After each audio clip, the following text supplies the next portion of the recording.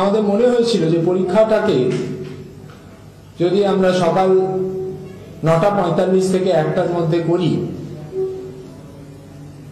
তাহলে ব্যবস্থাটা অনেক স্ট্রং হবে এবং পরীক্ষার্থী, পরীক্ষা ব্যবস্থার সঙ্গে যারা যুক্ত তাদের সবারই কাজ করতে সুবিধে হবে। তো এই আইডিয়াটা শেয়ার করার পরে, এটা নিয়ে আলোচনা করার পরে আমাকে স্কুল এডুকেশন দপ্তর থেকে এবং রাজ্য প্রশাসন থেকে বলা হয় যে যদি আমরা বোর্ড, পশ্চিমবঙ্গ মধ্য শিক্ষা পর্ষদ, তাদের যে ভাবনা, তাদের যে চিন্তা, তাদের যে বাস্তবমুখী ব্যবস্থা নেওয়ার যে প্রচেষ্টা,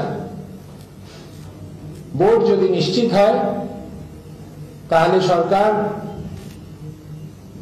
স্কুল শিক্ষা দপ্তর এবং রাজ্য সরকার, জেলা প্রশাসনের আধিকারিকরা সবাই মিলে আমাদেরকে সাপোর্ট এক্সটেন্ড করবেন for successful execution of the process.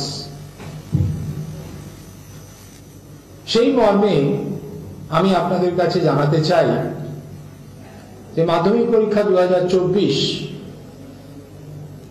পরীক্ষাটা নেওয়া হবে 9:45 থেকে 1টা অবধি। 9:45-এ প্রশ্নপত্র বিতরণ হবে, 9:55 খাতা বিতরণ হবে, 10টা থেকে ছাত্রছাত্রীরা লিখবে 1টা অবধি।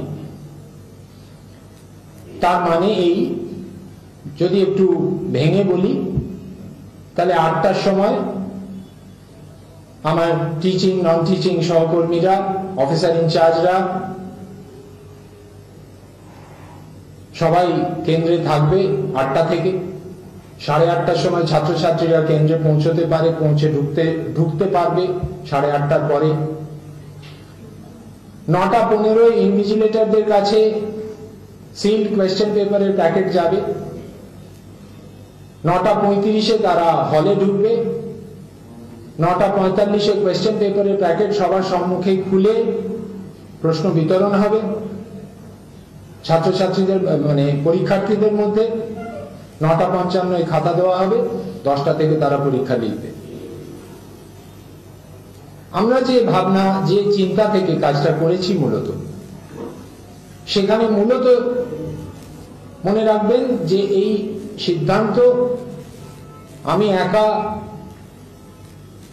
মধ্যশিক্ষা পর্ষদের অ্যাডহক কমিটির প্রেসিডেন্ট হিসেবে নিচ্ছি না। এটার সর্বসম্মত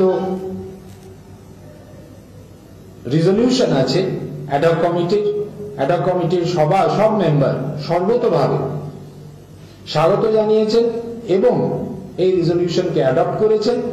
এবং আমরা এই বছর থেকে সিদ্ধান্ত নিচ্ছি